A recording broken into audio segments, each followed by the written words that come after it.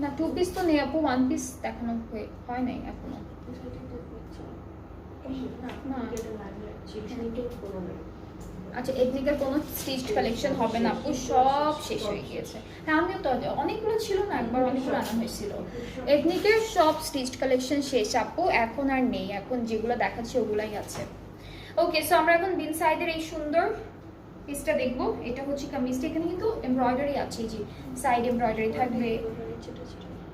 হ্যাঁ এই সাইডে আছে ছিটা ছিটা করে, হ্যাঁ ছিটে ছিটে এমব্রয়ডারি করা, ঠিক আছে। সো এই যে ছিটে ছিটে এমব্রয়ডারি পাবো।